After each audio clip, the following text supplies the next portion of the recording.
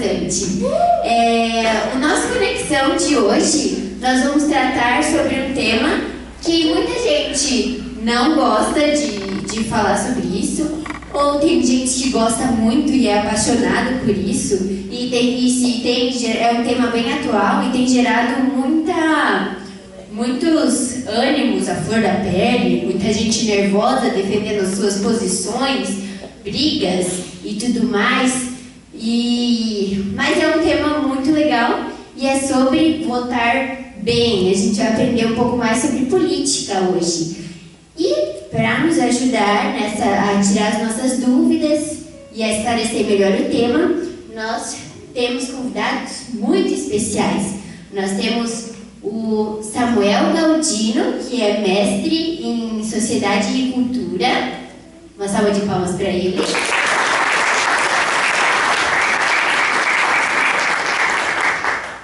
E o Getúlio Ferreira, que é hoteleiro e também sabe muito sobre política. Uma salva de palmas para ele.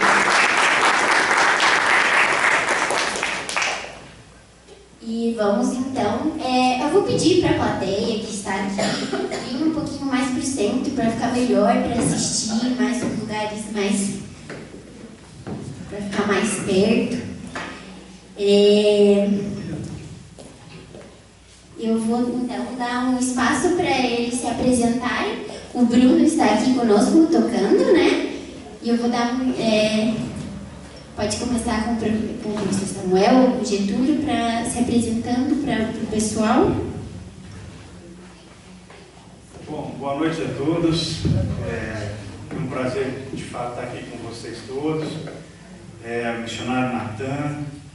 E essa oportunidade que está sendo dada aqui, eu acho que é ímpar. Você caminha por várias comunidades, é difícil você ver uma comunidade, uma igreja conseguindo abrir um espaço para que as pessoas possam também falar, né? Tenho dito às vezes para os meus amigos que o culto ele é uma bênção, mas de outra forma ele também é um monólogo, né? Quem está no púlpito fala e esse é o momento da igreja falar, ela expressar as suas dúvidas, colocar, né, as suas ideias, e aqui a gente pode ter de fato um diálogo, né? Então, queria agradecer assim, a oportunidade, a iniciativa de vocês. Sou o pai da Ana Clara e da Maria Júlia, esposo da Kelly. Trabalho aqui na Tupi Fundições há quase 20 anos. Estudo engenharia elétrica, mas também fiz teologia e estudei cultura e sociedade, aí, que é um tema que também eu gosto de estar, então essa noite para mim vai ser um prazer, espero que seja para vocês também. Meu boa noite para todos, prazer estar aqui com o Samuel. Vou aprender bastante com o Samuel hoje. E também parabenizar o missionário Natan, juntamente com a sua esposa, toda a liderança dessa igreja, por essa iniciativa. Iniciativa louvável, importante, falar sobre um tema política. Nos dias de hoje, muito desgastada a política, porém se faz necessário. É importante quando a comunidade ela participa desse tema. Portanto, ao missionário Natan, nosso sincero agradecimento pelo honroso convite de estar aqui. O nosso objetivo, nosso objetivo exatamente é de compartilhar com vocês, sem interesse nenhum. Até porque o Espaço Esperança aqui, como eu conheço o Natan já há muito tempo, ele desenvolve aqui um trabalho voluntário, um trabalho sem interesse. E exatamente ele convidou nós para estarmos aqui, porque ele sabe que nós não temos interesse nenhum, a não ser estar junto com vocês nesse momento e nessa noite, que é um prazer bastante grande. Obrigado, apresentadores, estamos à disposição. Plateia, vocês têm toda a liberdade de nos fazer perguntas, tá? Se vocês quiserem fazer pergunta, levantem a mão. A Leila ali vai entregar um papel com uma caneta para vocês, e aí vocês podem fazer perguntas. Ou também levanta a mão e faz pergunta, tá? A nossa primeira pergunta de hoje, primeiro a gente vai mostrar um vídeo com uma entrevista do que a gente foi nas ruas e entrevistou o pessoal para ver o que eles estão pensando sobre política. Chique, mas nós estamos com correspondentes em Brasília, no Rio Grande do Norte, em vários locais. O programa está crescendo. Mas então, para a gente começar, a nossa primeira pergunta é: como funciona o sistema político no Brasil? Bom, o Brasil é uma democracia, né? E o que é uma democracia? A democracia é um processo de ajuntamento, seja de uma solução social, de um acordo social em que as pessoas, ou seja, o povo, demo vem da palavra povo no grego, cracia é governo, então é governo do povo. A democracia é um espaço onde as pessoas têm a oportunidade de decidir quem são os seus governantes. Diferente, por exemplo, de uma monarquia, né? Mono vem de um, né?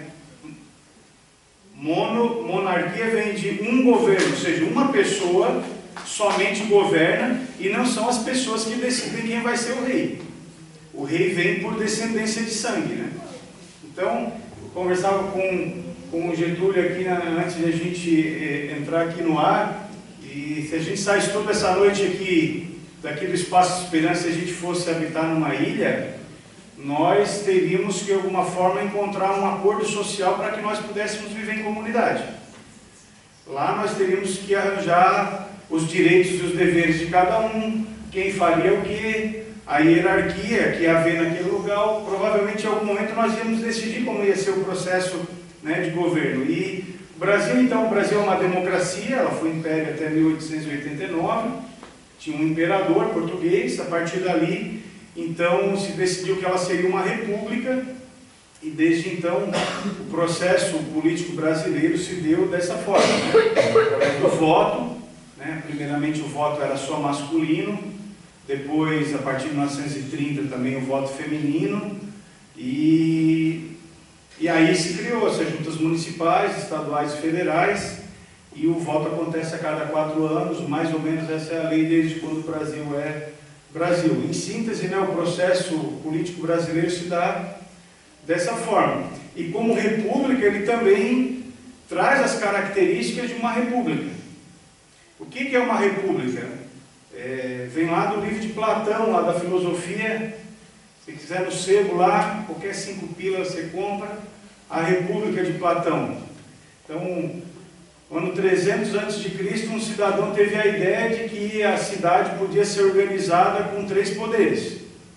O poder legislativo, que é o poder que faz as leis, o poder judiciário, que é o poder que avalia se essas leis estão sendo cumpridas e as põe em prática, e o poder executivo, que faz as obras, que governa. Então, a República se deu dessa forma, que haveriam 3 poderes, esses poderes são independentes, né? E que nessa tríade sobre tripé, a República, que vem de res pública, que é coisa pública, seria gerida dessa forma. Juízes, né, e toda a parte jurídica, os legisladores, né, que seriam os vereadores, os deputados, etc., os senadores, e o executivo, que seriam os prefeitos, os governadores e o presidente da República. Então, nós somos uma república democrática. Então, essas 2 palavras eu acho que fazem uma síntese, né, de qual é a organização social política brasileira. Falando nisso, Getúlio, quem tem mais tempo de idade lembra que tinha uma matéria nas escolas, em 1900 em Guaraná com Rolha, quando o Alex estudava ainda lá, né? Quando ele era pequeno tinha essa matéria lá, o SPB, Organização Social Política Brasileira. Então lá os alunos lá do ensino médio aprendiam essas estruturas, né, da política brasileira. Mas em síntese é isso, o Brasil é uma república, porque contempla esses 3 poderes, e ela é uma democracia, porque esta é a forma na qual esses poderes são delegados, né? O povo delega esse poder a alguém que os exerce. Alguma contribuição, Getúlio? Nada mais a acrescentar, exatamente isso. É um país democrático e o Brasil vive essa democracia. Então o professor colocou muito bem, nada mais a acrescentar. Foi excelente. Falando ainda sobre o nosso sistema político no Brasil, esse ano nós temos eleições para vereadores e prefeitos, né? Mudou bastante coisa, né, na lei eleitoral, o código eleitoral e tudo mais. E daí agora são só 45 dias de campanha e tudo mais. Eu trabalho na Câmara de Vereadores, sou concursada lá. E eu percebo que as pessoas têm muita assim, dificuldade em saber o que um vereador, o que um prefeito faz. Tem muita gente que chega pedindo cesta básica, que chega pedindo passe, que chega com uma conta de luz para pagar, ou pedindo essas coisas.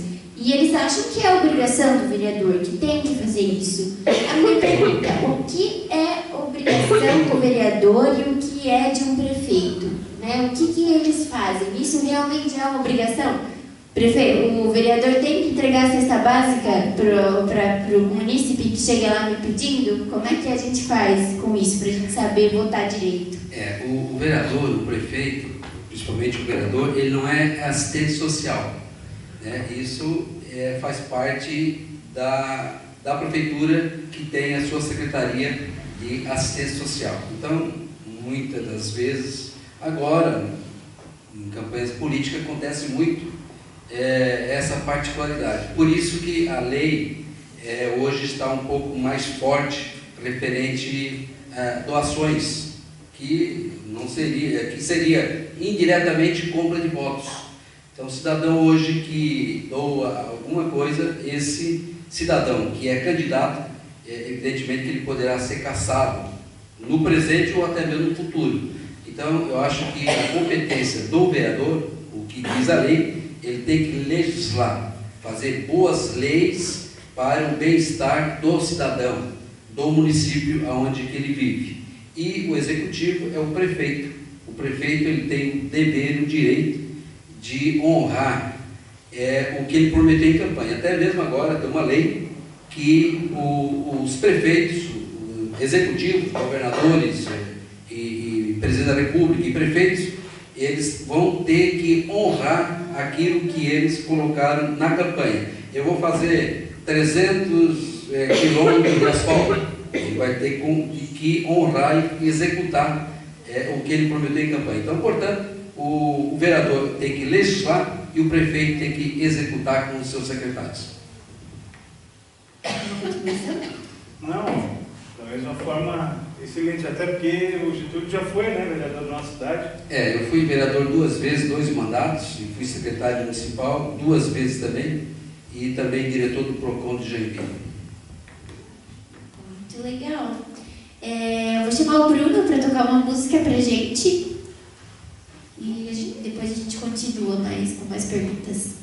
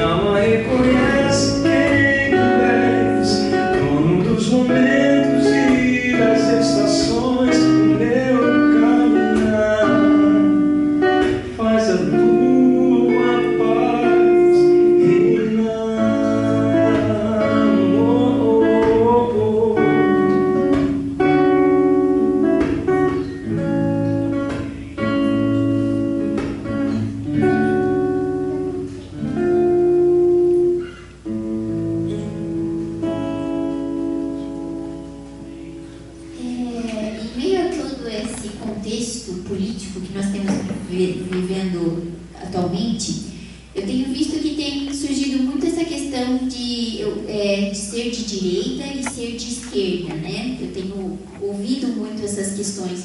Inclusive, eu sigo no Facebook alguns teólogos e aí eles, né, uns são de direita e aí falam mais sobre isso e tudo mais, mas, afinal, o que é ser de direita e o que é ser de esquerda? E mais uma pergunta, é pecado ser cristão e ser de esquerda?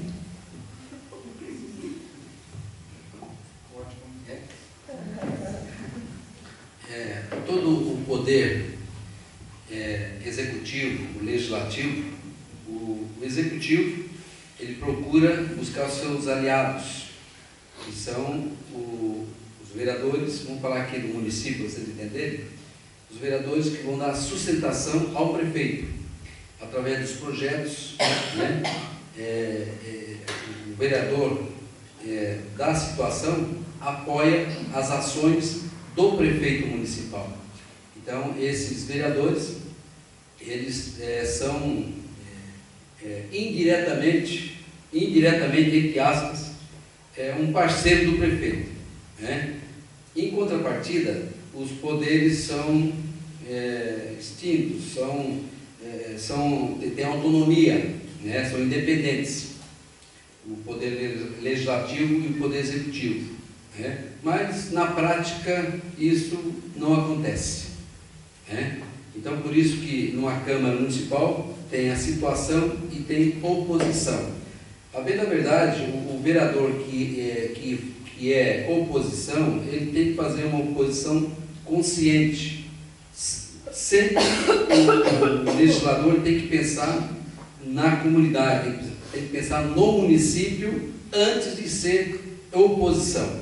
Ser oposição, por ser oposição, ele está sendo contra a comunidade. Ele tem que votar os seus projetos, os projetos que vêm também do executivo, né? Quando eu fui vereador por 2 mandatos, eu confesso para vocês que o meu maior cabo eleitoral, ele havia nos pedido alguma coisa para mim, e através do prefeito.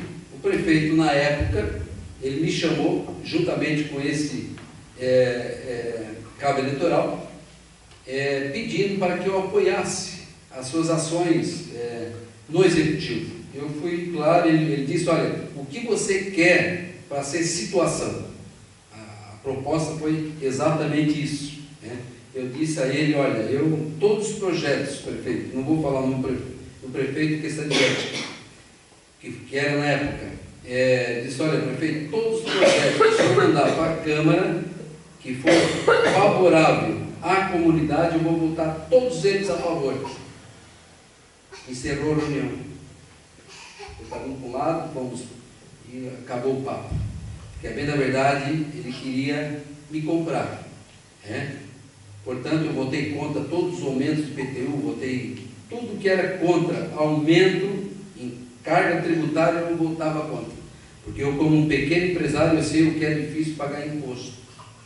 Comprando 1 quilo de açúcar, 1 quilo de café, eu estou pagando impostos. Então, o cidadão brasileiro está cheio de impostos. Então, a situação e oposição sempre existiu e sempre vai existir no poder legislativo. Bom, contribuindo com a fala do Getúlio, onde é que surgiu a ideia de esquerda e de direita? Então, surgiu na Revolução Francesa, quando o rei ele ouvia as pessoas que tinham algum tipo de proeminência, algum tipo de status social, os burgueses, comerciantes, etc. Então o rei sentava no centro, à direita do rei sentavam as pessoas que apoiavam a monarquia, e à esquerda do rei sentavam os jacobianos, que eram contra a monarquia. Então a ideia de esquerda e direita surgiu na França, no meio da Revolução Francesa, e depois essa palavra, ou seja, direita é quem apoiava teoricamente o poder vigente, o poder que estava naquele momento governando. E a esquerda era aqueles que queriam ter uma reviravolta, ou seja, uma mudança de poder. No caso da Revolução Francesa, a esquerda ganhou, os jacobianos enforcaram o rei, decapitaram, na verdade, o rei, que foi a famosa Revolução Francesa. E lá que surge a ideia de esquerda e direita. Então, depois da Revolução Francesa, que foi lá em 1700 e Guaraná com rolha lá, vem um cidadão chamado Karl Marx, que escreve o Capital, etc., e ele reescreve a história, sobre a sua ótica. E ele diz que a história é a história das lutas de classes. Ou seja, que existe a classe dos metalúrgicos, existe a classe dos hoteleiros, a classe dos catadores de lixo, existe a classe dos pastores, e toda a sociedade é dividida entre classes, e que a história, ela, na verdade, sempre foi uma luta de classes. E aí o Marx diz que devia haver, então, ele deveria apoiar que essas classes elas lutassem entre si e houvesse um governo único e central. Esse governo, ele não haveria partidos, haveria um só governo, e esse governo então ia estabelecer os seus poderes em todas as esferas, não haveria mais propriedade privada, estou falando de Marx, não haveria mais propriedade privada, os hotéis do Getúlio iam passar para o Estado, tudo, não haveria mais nada privado, tudo seria do governo, ou seja, o governo seria tudo. Isso era a ideia do Marx. Então, em 1917, há a Revolução Russa, onde a Rússia se transforma num Estado comunista, ou de esquerda, ou socialista, como queiram dizer. Ou seja, havia um governo central, tudo foi privatizado, todas as fazendas, todas as indústrias foram privatizadas, e esse governo se estabelece, e de uma forma revolucionária, conforme os jacobianos da Revolução Francesa. E aí que surge a ideia de esquerda. A esquerda tem essa ideia de quê? De que um governo grande. Bom, e a pergunta de o que seria a direita então, né? A direita, ela, teoricamente, ela é a favor da propriedade privada. Vamos tentar dar um exemplo aqui. A esquerda acha que, de certa forma, estou aqui, pastor Getúlio, me corrige assim, mas a esquerda tem a seguinte ideia: o Estado deve dar todos os direitos, o Estado deve prover a alimentação, a saúde, o Estado deve prover a hotelaria, o Estado deve prover a educação, o Estado deve prover tudo. É um Estado grande. E a direita, ela tem um pensamento contrário. Não, eu tenho que deixar o Getúlio, eu tenho que dar incentivos para que o Getúlio esteja uma boa administração no seu hotel, e ele tendo uma boa administração no seu hotel, ele vai ter mais recursos, ele vai contratar pessoas que vão ter emprego, e essas pessoas vão ter salário e elas vão comprar a sua educação. Então, se vocês pegam nos Estados Unidos, por exemplo, os republicanos e os democratas, os republicanos são de direita. O republicano diz assim: não tem que ter serviço de saúde pública. Nós temos aqui o hospital regional, né? Você chega lá, sem nenhum centavo você é atendido. Essa é uma ideia de esquerda. Veja, estamos falando que é bom e que é ruim. Então, que é uma ideia de esquerda. O Estado deve prover a saúde da população. Como é que um republicano de direito pensa? Não, eu tenho que pagar você melhor, eu tenho que te dar um salário maior, para que você, tendo mais dinheiro, possa ser atendido num hospital privado. Então, a direita, ela pensa num Estado mínimo. Não é que não exista o Estado. O presidente, os governadores, existe o Estado. Mas o Estado é para fazer estrada, o Estado é para fazer ponte, para construir escolas para as pessoas que realmente não têm condições. É um Estado mínimo. E a esquerda? A esquerda é o Estado máximo. Então, por exemplo, o governo Dilma, o governo do Lula, pensa sempre o Estado fornecendo sempre o máximo possível para a população. Você vê o Fernando Henrique, por exemplo, embora ele também seja de esquerda, ele é menos à esquerda. O Fernando Henrique privatizou, por exemplo. Vocês lembram que o telefone era público no Brasil? Ele privatizou. O governo não tem que dar conta do telefone. Ele privatizou a energia também. Existe a Companhia Brasileira, a Eletrobras. Ele disse, não temos que ter energia elétrica. Vamos privatizar. Então, o Fernando Henrique, ele privatizou. Ele diz, é as pessoas trabalhando que vão gerar riqueza. Porque ele é mais de direita.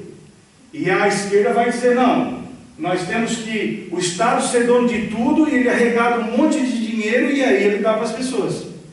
Então, a ideia de esquerda e direita, de forma sintética, ele pode ser resumido o seguinte: a esquerda, o Estado tem que dar tudo. E a direita diz, não, o Estado dá o mínimo e privilegia os empresários que vão gerar, então, riqueza e recursos, vão dar um salário maior para você e você vai dar conta da sua vida. É mais ou menos isso, assim, não sei se ficou claro. Ficou bem claro? Acho que ficou bem claro. Nossos internautas mandaram um vídeo pra gente, a gente vai ver esse vídeo agora sobre... Às vezes acontece isso.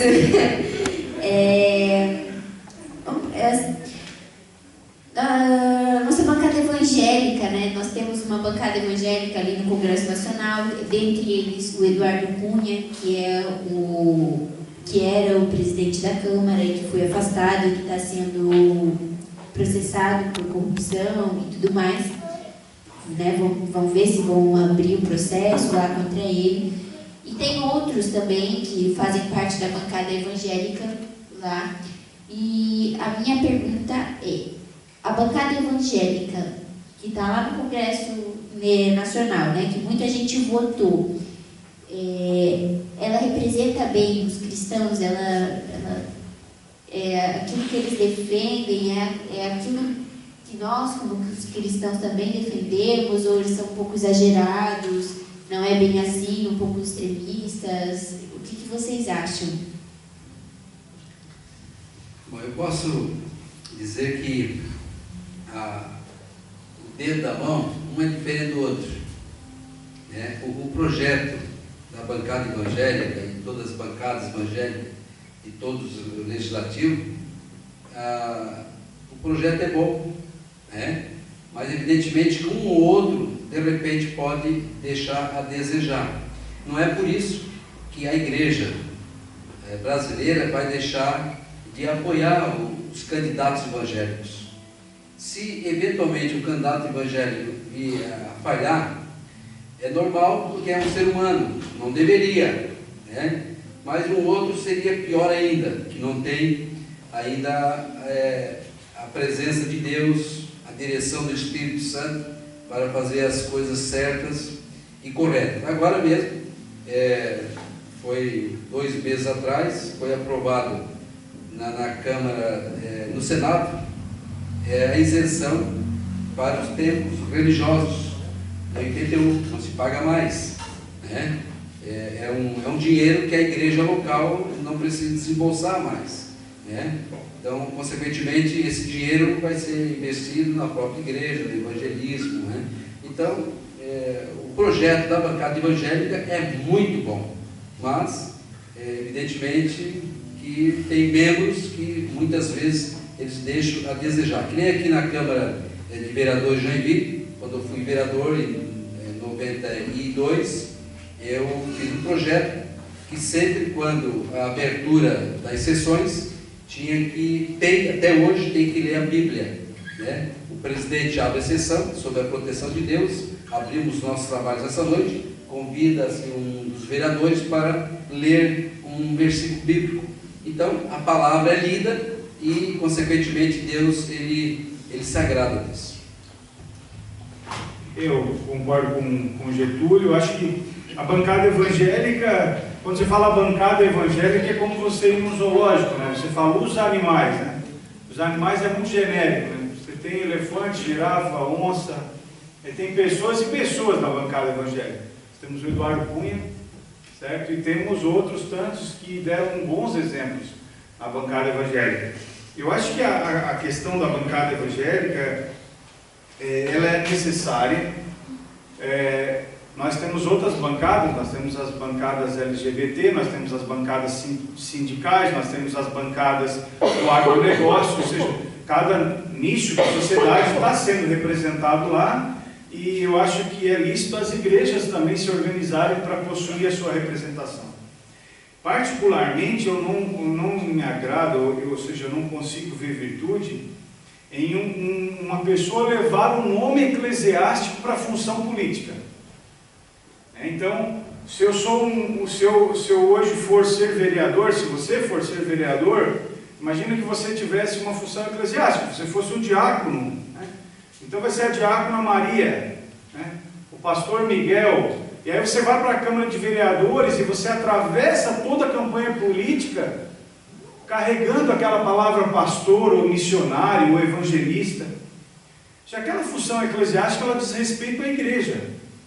Quem está na Câmara de Vereadores não é o pastor, é o Miguel, o Antônio, a Lúcia, né? É a pessoa que está lá. De maneira que se a pessoa erra, ela carrega para si a sua responsabilidade.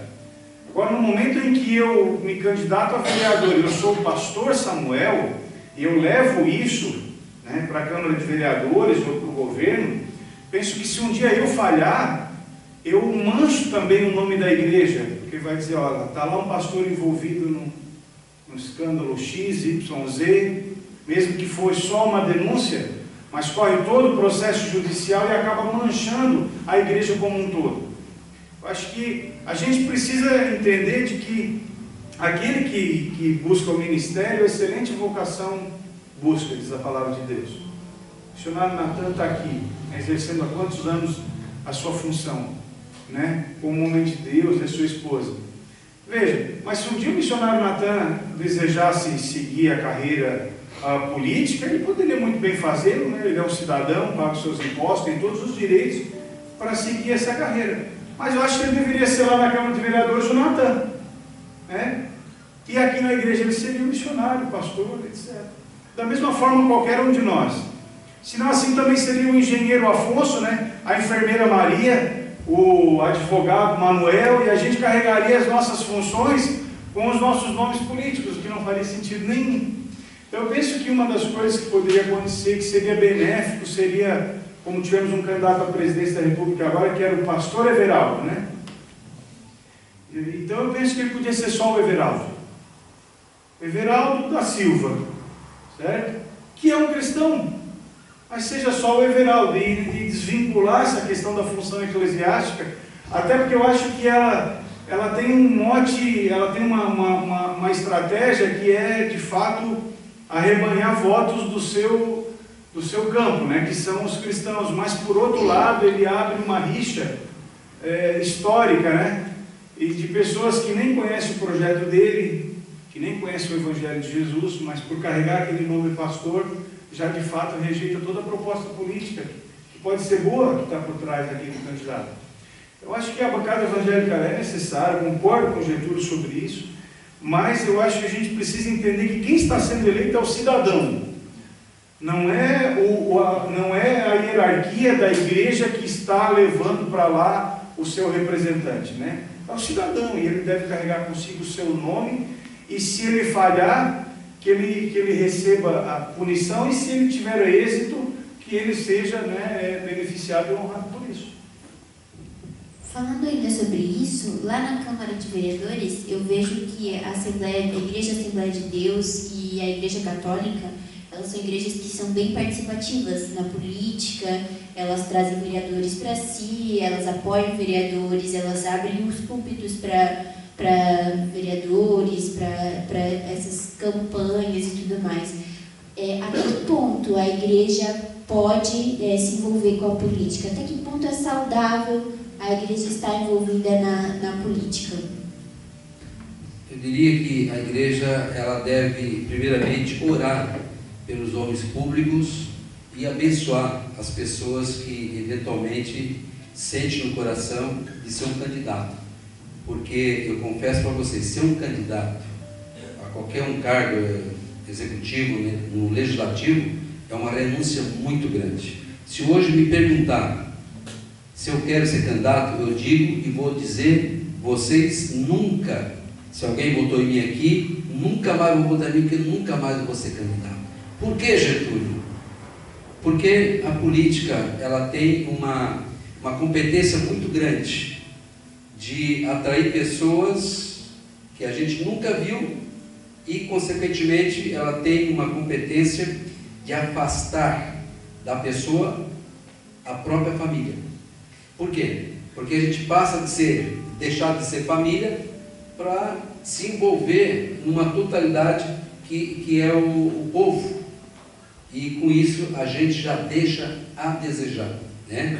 Então, a igreja, eu digo que deve continuar orando pelos irmãos, como o professor muito bem colocou, que deseja ser candidato. É bom ser candidato, precisamos de pessoas íntegras, pessoas da igreja ser candidatos. A igreja tem que continuar orando, respeitando essas pessoas, apoiando nas suas particularidades, mas não se envolvendo com a política, porque a política partidária, em dados momentos, ela traz um prejuízo bastante grande para a pessoa e, de repente, até para a igreja que apoiou esse candidato, que lá na frente deixou a desejar. Então, eu diria que a igreja deve e precisa estar sempre atenta a essa particularidade. Por isso que aqui o Espaço Esperança, a igreja, na pessoa do missionário Natan, também com a sua liderança, teve essa iniciativa louvável de chamar a comunidade e expressar para ela a importância que é a política. Hoje, em Joinville, nós temos 19 cadeiras, nós temos 300 e poucos mil eleitores. Vamos admitir que vamos fazer um trabalho e aí 200 mil vão votar em branco. Alguém vai levantar uma bandeira, 200 mil votos em branco em Joinville. E daí, não importa, aqueles 100 mil vai votar e vai eleger os 19 cadeiras. Então, se alguém pensar, não, eu vou protestar, votar em branco, é besteira. Tem que escolher alguém. E essa pessoa você tem que conhecer um pouco a origem dela, da onde ela vem. São os votos válidos, né, Getúlio? Só são os votos válidos. O branco e o nulo não são contabilizados para a somatória. Muito bem colocado, né? Então nós devemos votar consciente. Então, parabéns para essa iniciativa da igreja local aqui. Bom, a igreja ela tem que participar, porque a igreja não é o Espaço Esperança, a igreja são todos nós, pessoas da igreja. Eu volto a afirmar, eu acho que a pessoa que busca o ministério, ela deveria permanecer na sua vocação. Essa é uma opinião. Mas por que uma pessoa de vocês aqui não poderia ser apoiado pela comunidade e representar o Espinheiros, representar essa comunidade, os anseios, as necessidades que a gente tem aqui? Por que não, né? Os irmãos me falham memória de eu não lembrar o texto bíblico, mas os que tem no Google aí de plantão, tem um texto das Escrituras que diz assim, ó Oliveira, governa sobre nós. E a Oliveira disse, eu não tenho tempo, que agora eu tenho que dar as olivas, né? E então ele disse, videira, então tu governa sobre nós. E a videira disse, eu não posso, agora está na época das uvas, eu preciso dar as uvas. E aí a Bíblia diz, está no texto bíblico, alguém procura aí Oliveira, tal, vai achar esse texto. E aí o espinheiro diz assim, não tem nada a ver com o bairro não, mas o espinheiro diz assim, ei, então deixa que eu governo.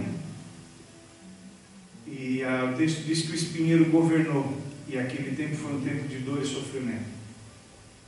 Então o que o texto está dizendo? Que a videira e a oliveira representavam árvores que tinham frutos, ou seja, que tinham virtudes, que eram, né, tudo que tinha de bom, tudo que tinha de digno, tudo que tinha de esperança.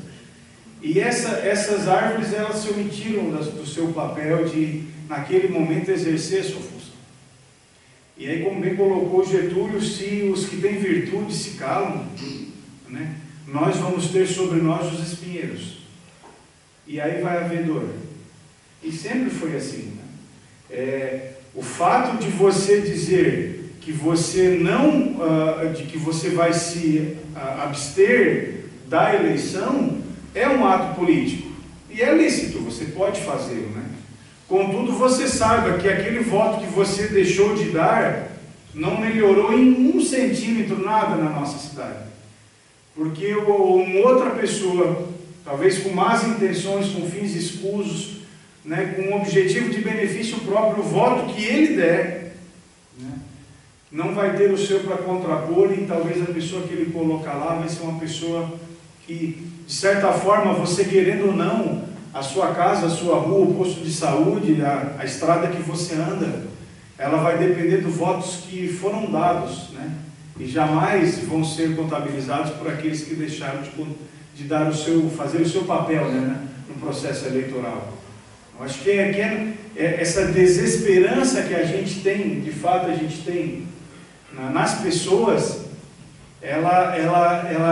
eu acredito que o mundo possa ter essa desesperança, mas eu digo aos irmãos que, agora somos vocês irmãos, de fato somos, né? Mas irmãos, nós temos que entender que o mundo não enxergar perspectivas, futuro, não há problema nenhum nisso. Mas os filhos de Deus não enxergarem esperança, tem alguma coisa de errado. Nós temos todas as razões para termos esperança. Nós temos um Senhor que é o Senhor da história, nós temos um Senhor que não está com os olhos fechados às nossas necessidades, nem aos buracos da nossa rua, e nem aos médicos que faltam nos postos. Nós temos um Senhor que é soberano sobre a vida, e que nós podemos até perguntar para Ele por que determinadas coisas acontecem, mas porque queremos sabê-los, mas a gente tem que entender que esse soberano é bom, e Ele promete uma intervenção futura, né? Um juízo vindouro, Ele promete uma paz. Então, às vezes, eu também me encontro, sabe, desesperançado do Brasil, da minha cidade, das pessoas, mas ao mesmo tempo a fé em Jesus Cristo, ela me impulsiona a sempre pensar que eu devo encontrar um caminho onde não há caminhos. E eu devo erguer a cabeça, e você deve erguer a cabeça e pensar sim, que o Brasil ele possui uma saída, que nós podemos sim, né, tornar o futuro dos nossos filhos um lugar melhor do que o que a gente recebeu, e pensar que se você imaginar de onde veio os seus avós, você talvez aqui fazer depois em casa esse exercício de pensar de qual foi a vida que o seu avô teve, seu nono, ou opa, e a oma, né? Depende dela. Se você olhar para a vida que você tem, hoje, você teve progresso, né? Quer dizer, há muita injustiça, há muita dor, há muita corrupção, mas de onde nós saímos e para onde nós estamos, eu acho que houve virtude, houve um caminho. E eu acho que nós, como cristãos, nós não podemos deixar que a esperança, né? Esperança continue regando o nosso coração, seja aqui na igreja, seja na nossa casa, seja nos processos, né, de eleitorais da nossa cidade. Nós precisamos continuar acreditando. Eu acho que faz parte da nossa essência como cristãos. Verdade. Vamos ouvir mais uma música, então, para...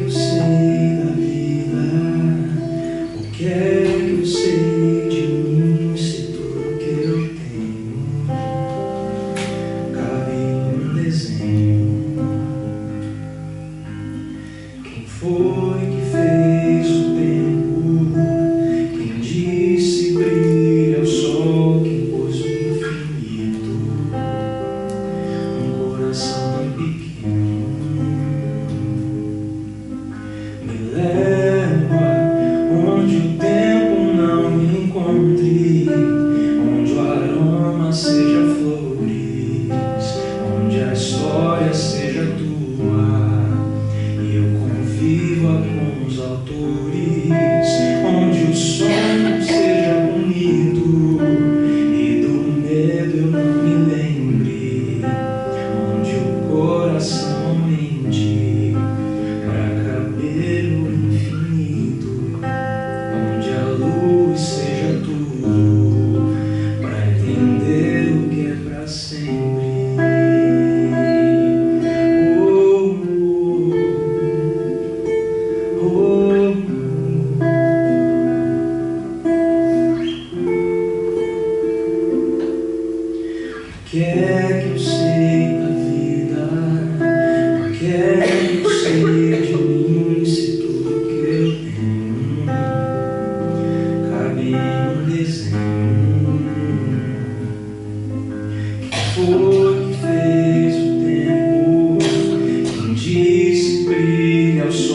boca um poço infinito, um coração tão pequeno.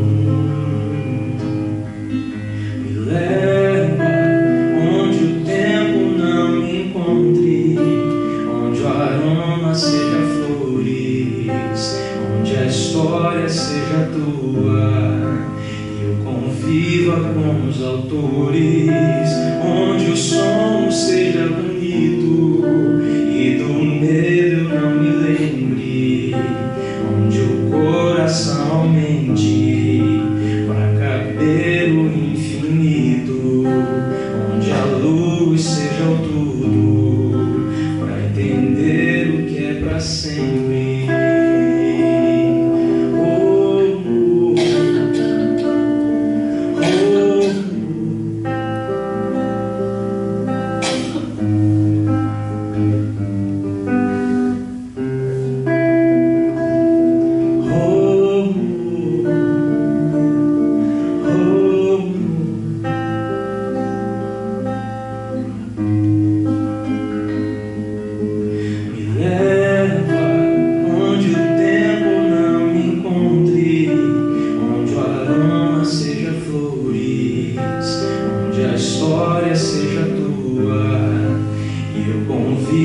Com os autores, onde o som seja bonito e do medo eu não me lembre, onde o coração aumente para caber o infinito, onde a luz seja o tudo para entender o que é para sempre.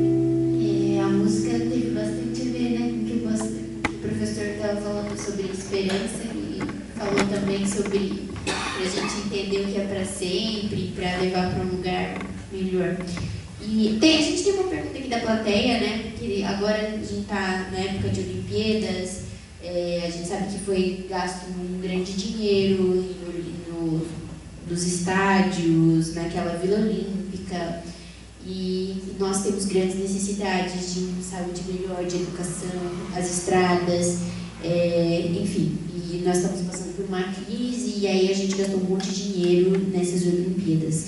E aí a plateia perguntou: o dinheiro gasto nessas Olimpíadas sai do nosso bolso? Saiu todo do nosso bolso, vendemos o cinto, a meia, né? O cachecol, nós demos porque nós não tínhamos, né?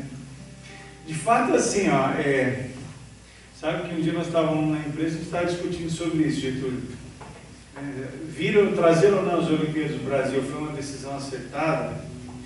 Eu acho que as Olimpíadas do Brasil foi mais ou menos igual aquela história de quando você tem um filho e você está passando por um momento financeiro difícil e ele vai fazer aniversário. E aí você pergunta assim: qual é o tamanho da festa que eu vou dar? Bom, não vamos fazer nada. Não, mas só um bolinho. É só um balão, né? A gente precisa fazer o mínimo.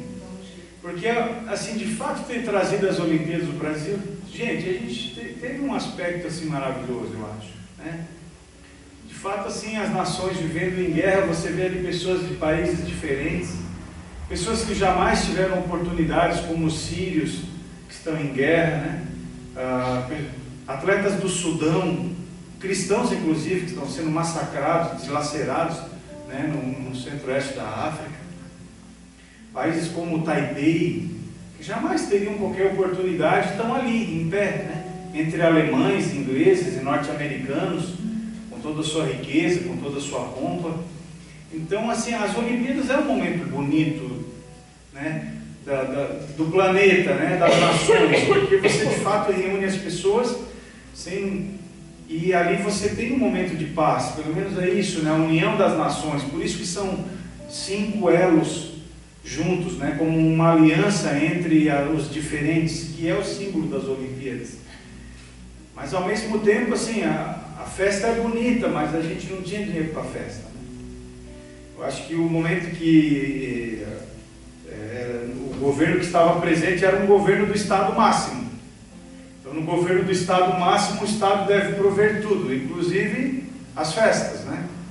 E a gente trouxe a Copa do Mundo e a gente não fez a conta. E logo depois da Copa do Mundo, nós encaixamos uma Olimpíada 2 anos depois. Então, você já estava desempregado, né? Aí você comprou um carro zero, se não fosse bastante, tu trocou todos os móveis da casa. Misericórdia. Então, assim, esse tempo está saindo de nós com certeza. Eu acho que é uma mistura, é muito difícil falar sobre isso, sabe? Porque é a mistura de um momento tão maravilhoso, que seria como uma festa de aniversário, um momento alegre, mas ao mesmo tempo, nós não podíamos fazer essa festa, né? Nós não podíamos por quê? Porque esse dinheiro vai sair de um médico que vai deixar de estar no seu posto, né? De uma escola que vai ter um professor a menos. Esse dinheiro não vai, ele não brotou, né, da terra. Esse dinheiro saiu lá do hotel, dos impostos do Hotel Graciosa. Está lá, né? Esse imposto sai de algum lugar. Então, enfim, Getúlio. Eu faço as minhas palavras, as mesmas do professor, e acrescentando não somente a Olimpíadas, como a Copa do Mundo também. A Copa do Mundo também foi outra barbaridade. Eu acho e tenho certeza que a prioridade do nosso país são grandes, enormes as necessidades.